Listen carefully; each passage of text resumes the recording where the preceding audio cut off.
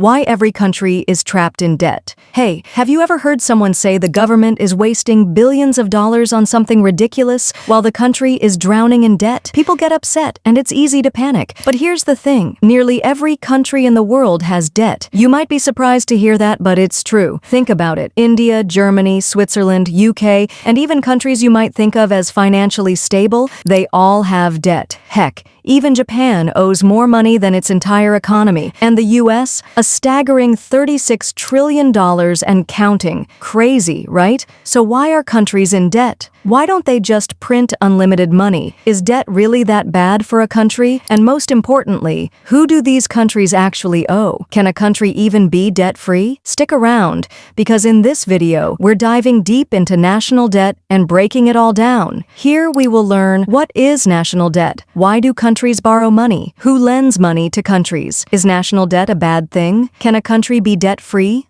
Let's start.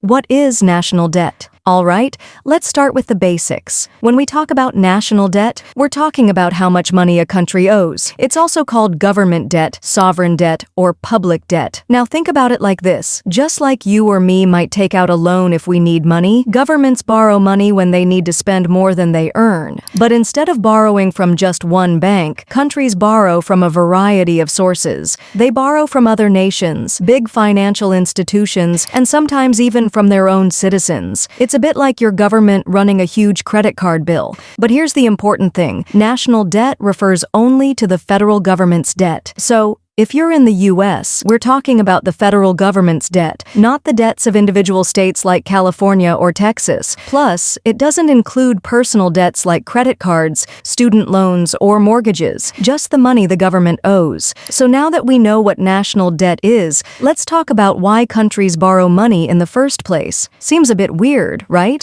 Why would a government, which theoretically controls the money supply, need to borrow money? Why do countries borrow money? Simple answer is, countries borrow money because they don't have enough income to cover all their expenses. The main source of income for governments is taxes, but sometimes it's just not enough. Imagine your country needs $4 trillion to fund important things like healthcare, schools, and infrastructure, but they only make $3 trillion in taxes. That leaves a $1 trillion gap. So what do? Do they cut spending on schools and hospitals? Do they raise taxes and make everyone miserable? Not always. Instead, most governments borrow the money to cover the deficit. But here's the big question. Why not just print more money to fix the problem? Well, that sounds like a quick fix, right? But printing too much money can actually hurt the economy. If the government just prints unlimited money, it leads to something called hyperinflation, where prices skyrocket and money becomes worthless. It's happened before in countries like Venezuela and Zimbabwe, and trust me, you don't want that to happen. So, borrowing money instead of printing it out of thin air is a much safer option. The problem is, debt also comes with interest, so governments have to manage their money carefully because they need to pay back the debt with interest. Borrowing money also keeps them accountable, forcing them to think twice before spending irresponsibly. Why borrow? More reasons behind national debt. Let's break it down into a few key reasons why governments need to borrow money. Covering budget deficits. As I mentioned, if the government's income, taxes, doesn't cover its expenses, they have a deficit. Instead of cutting essential services like healthcare or education, the government borrows money to fill the gap. Investing in growth. Borrowing isn't always a bad thing. Sometimes governments need money to invest in long-term projects like building roads, schools, hospitals, and other essential infrastructure. Think about it. If the government waits to save up enough money before doing all this, people will have to suffer with bad roads and overcrowded hospitals. Borrowing allows them to make these improvements now, which can help boost the economy and make it easier to pay off the debt later. Handling crises. Sometimes a crisis hits, like a war, a natural disaster, or even a pandemic.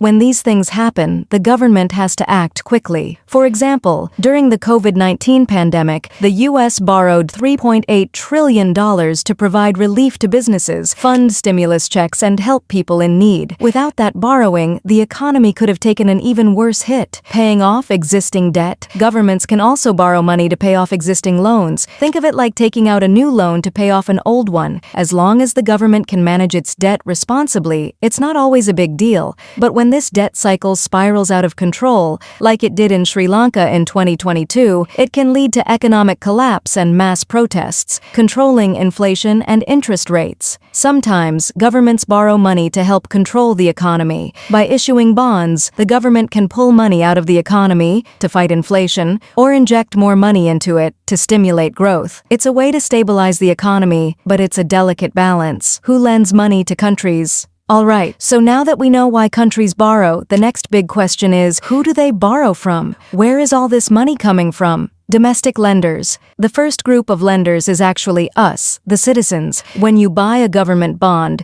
you're lending money to the government, and it's not just individuals. Banks, businesses, and even other government agencies can lend money by purchasing these bonds. For example, U.S. citizens can buy U.S. Treasury bonds, and so can big companies, investment funds, and even government agencies like Social Security. Foreign lenders. Other countries and foreign citizens also buy government bonds. Countries like Japan and China are among the biggest buyers of U.S. bonds. They do this because buying bonds from stable economies is a relatively safe investment. But if a country's economy isn't stable, foreign investors might be hesitant to buy bonds because they worry about getting paid back. International institutions. Sometimes, if a country's economy is really struggling, it might turn to international organizations like the World Bank or the International Monetary Fund, IMF. These institutions lend money but often with strict conditions. If a country borrows from the IMF, they usually have to make changes like cutting government spending or raising taxes, and sometimes these changes lead to protests or worse economic conditions for citizens. Central banks. Finally, governments can borrow from their own central banks, but this isn't done as much anymore because it can lead to inflation or a devaluation of the currency. However, central banks can still buy government bonds to help control interest rates or manage the economy. Is national debt a bad thing? Now, is national debt a bad thing? Well, it depends. Debt can be good or bad depending on how it's used and how well it's managed. Good debt. When governments borrow money to fund essential infrastructure projects or help the economy recover during a crisis, it can actually be a positive thing. Borrowing can boost the economy, improve public services, and even help create jobs. Bad debt. But if a country borrows just to pay off old debt, it can fall into a debt trap. That's when a country spends more on interest payments than it does on things like healthcare or education. If investors lose confidence and the country can't pay back its loans, the country might default on its debt. A country defaulting on its debt can lead to a financial crisis, as we saw with Sri Lanka in 2022.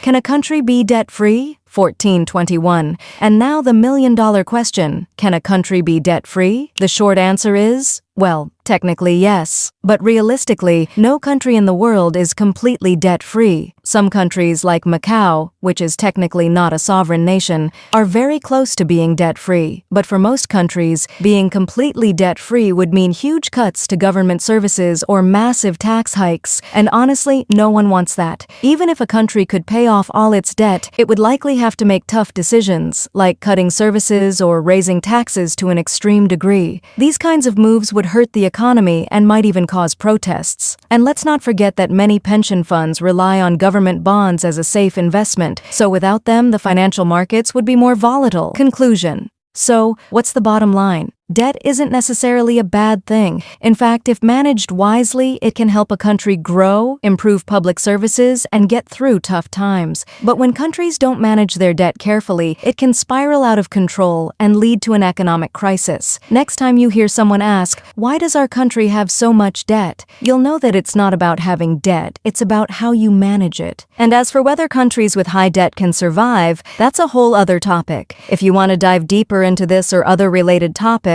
make sure to like and subscribe. Thanks for watching.